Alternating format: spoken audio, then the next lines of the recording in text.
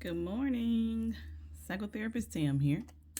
And today, what we're going to do is our full moon release writing activity.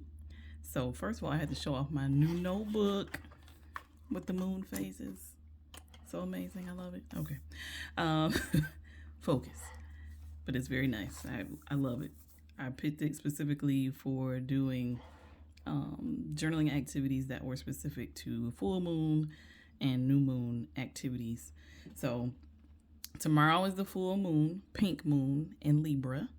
I'm not one that is very familiar with astrology and know exactly what that means in detail, but if you're into it, hey, you know what you know.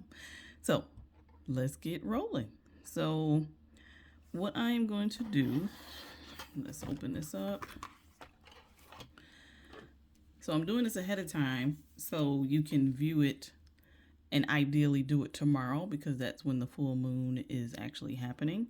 You can use an app or Google to figure out the exact time if you're someone that's about precision and exact timing of doing this. But of course, you want this ahead of time so you know the questions and know what to ask. And I'm doing this in real time with you so that you can even see my process because it's very imperfect, a very in the moment experience. So sometimes there may be some derailing. Now, ideally, 10 to 20 minutes is what this would take, but maybe not. If it takes an hour or if it takes 5 minutes, it's perfectly fine. The point is to get in the ritual or in the habit of it, okay? So, what I'm going to do, full moon ritual or release, essentially, is what we're doing. Today is 4/11, but ideally this is going to be tomorrow. So I'm going to put 4/12 because that's when the full moon happens, tomorrow. I don't know the exact time. For all I know, it could be at close to midnight or something. So you might do it tonight. So moving on, when we think about the full moon, we want our intention to focus on what we want to release, what we want to let go of, what we feel no longer serves us in any way. So, first, you want to write down what you're thinking you might want to release. Okay. So, first, what do I want, need to release? Okay, the first thing that comes to my mind for me is anger. But I'm going to be realistic here because anger does serve a purpose because it's indicating to us, the emotion itself, that something is wrong, something is amiss, maybe a boundary has been violated, maybe our needs are not being met. So, am I ready to release it? Ideally, we're thinking, oh my goodness, anger, that's bad. You don't want to hang on to that. But am I done learning the lessons of the anger that I've been experiencing? Put a question mark there. I don't think so. And actually, oh man, y'all seeing this real time for real. That can lead to another activity we can do at another time, which is an iceberg. Anger iceberg. If you heard of that, you know what I'm talking about. Where I can show you and how to explore the feelings rooted underneath the anger you may be experiencing. So, I mean, it could be anything from disgust, guilt, abandonment, even boredom can be something. So, anyway, that might be a different writing activity we do at a different time. So, keep that note to the side. So, what else can I release? You know, the other thing that comes to my mind that kind of triggers anger actually for me is expectations. So, perhaps for this full moon, I want to release expectations of other people in relationships. Does that make sense? So, okay. I want to release an expectations, and maybe they're unrealistic expectations, because any of you that know me personally or have known me for a while, you know that I have some perfectionism. So, with that, I am a human, and so I'm going to project that onto other people. And maybe my expectations are too high or lofty, but in reality, that's going to help me to see that I need to be more clear, verbally clear, effective communication with other parties, family, friends, whomever, so that they know what I want from them or need from them, right? So, all right, let me finish this sentence though. What do I want and need to release? Expectations of others that may be perfectionistic, unrealistic, idealistic, irrational, unfair. All right, that's what I picked, y'all. Now, some other examples of what people may pick to release during a full moon ritual. It could be certain habits that they no longer want to engage in. Let me tell you one of my bad habits that I'm not ready to let go of. Ben and Jerry's chocolate therapy ice cream. And for some reason, I eat it in the bed before I go to sleep at least once a week. That is over like 2,000 calories, I imagine. But oh my gosh. And one time they didn't have chocolate therapy and I tried something else. It was not hitting the spot. It was not working. I'll never do that again. If they don't have chocolate therapy, I'm just not getting it. Okay. So when it goes on sale, you know me, I'm getting about 2 or 4 of them because I need my freezer ready. But anyway, that is a habit that I could be releasing, but I'm going to be realistic and honest with myself. I'm not ready. I'm just not ready. Because what am I going to replace that habit with? Now, sometimes I do what's appropriate and I actually consume some carrot sticks, but it's not the same. But sometimes I do a good job of not eating a whole bunch of sugar before I go to bed. Some other examples of what you might let go of during a ritual are certain limitations you may put on yourself, whether that's verbally, mentally. Oh man, I can't do that. I'm not smart enough to do that. I don't have the voice for a YouTube channel. I don't even like the way I sound when I talk. Oh my gosh, I'm so terrified of presenting. All that negative self-talk could be something that you work towards releasing. Now, if you know you're not in the place in your healing journey to release it, let's not be unfair to ourselves.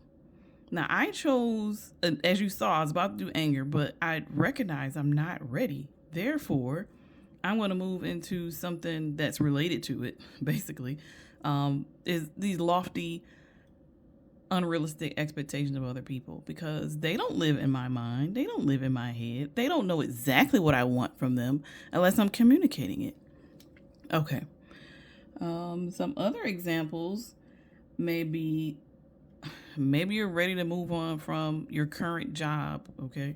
So let's say I am ready to move on from my unfulfilling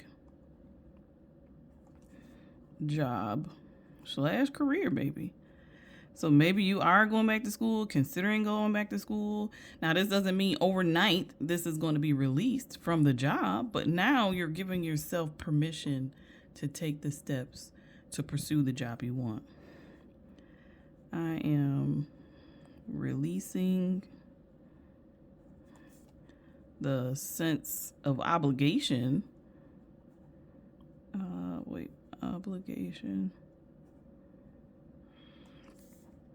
And that need, that internal deep need on a cellular level to be present at a job I dislike. Because ultimately, you want to be able to do what you love and your needs be met in doing what you love, which is doable. That's all about belief, faith, and manifesting, okay? But that's a whole nother journaling activity, maybe. Okay, so if this is what you want to release, I am releasing expectations, and this is the example I provided for you all. That's something different. So I am seeking to release expectations of others that may be perfectionistic, unrealistic, idealistic, irrational, and or unfair. So with that, my next thing is I'm going to ask for help from my higher power. Now, if that is God, Allah, the universe, or your higher self, whomever you lean on as your higher power for help and assistance in this lifetime, that's who you're calling upon for aid and assistance and support. So I'm going to put, God, I am asking you this day for help, support, and aid in releasing these expectations of others that lead me to experience chronic disappointment. So I'm able to see the connection as I'm writing. I didn't think of that beforehand. So that is one of the things I want to point out of the power of writing, because as you are writing, you are processing. And I believe your higher power, God, your intuition, Holy Spirit, whomever you identify with spiritually, is dropping it down right into you at that moment. I know some people don't like writing, which I can't relate. I'm sorry. I try my best to empathize because I love it so much. But this is a perfect example right now in this moment. I was able to recognize what I am doing with having these expectations of others that are unrealistic, idealistic, unfair. I am creating this cycle of disappointment for myself. For myself. So I'm glad I picked this to release this, because this is something I've been working on. Okay, so the next thing you want to do, you're asking for help from your higher power. Then you're going to say, give thanks. You're going to show gratitude, because again, that's going to align your vibration into getting what you need and being closer to where you really want to be on the healing journey, is being grateful. Even if you can't see it yet, you can't fully envision it yet, you want to express gratitude. Thank you, God, and to the universe in helping me to release what no longer serves me. I release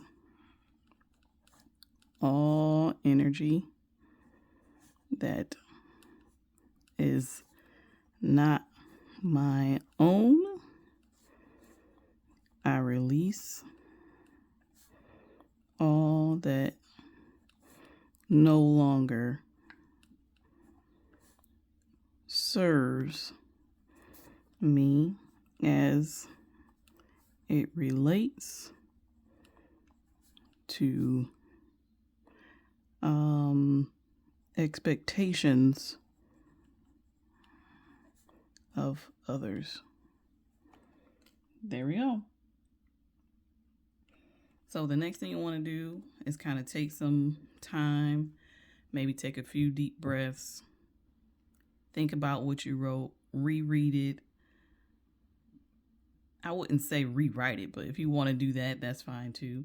Now, the final step is what some people do, is they may take this paper, go outside under the full moon, burn it, which is symbolically releasing it, and it's no longer in your possession, which is another form of showing release. However, I'm different. I've never done that before because I have a bit of a scientific brain and I like to go back and look at my change and evolution because I want to I want to see my progress. I trust that I am making progress, but I also want to be able to see my evolution and my change. I've been writing in journals and diaries since I was 12 years old. And to go back and look at those things that I used to write about or thought was important, it's like, that's amazing. Yeah, of course, I know I've grown since I was 12, but at the same time, to see it physically on paper, amazing. So, again, if you're somebody that would like to fully release it symbolically and spiritually in that way by ripping it out, burning it outside under the full moon safely to release it, that's one way to do it. Some people might just tear it up and throw it in the trash, but I'm one to keep it because I want to see my progress. I want to see the progress. So today we have just completed an example of how to do your full moon release. So tomorrow, this is what you want to do as your writing exercise and see if you like it in a way that you can incorporate it into a ritual that you do every time there's a full moon, which is on average once a month. Every now and then we have 2 full moons. I think not too long ago we had 2 full moons, but again, if this is something you would like to incorporate, I highly encourage it for growing purposes. Because if nothing else, if you don't think the full moon is helping you, fine, that's okay. But now you're incorporating a ritual at looking at limitations, habits, emotions, relationships, and other things that are no longer serving you good. You're taking the time to evaluate monthly, basically every 30 days or so, what needs to be let go of. So regardless of what you believe spiritually or what the moon energy may bring, now you have a ritual that is serving the purpose of more healing.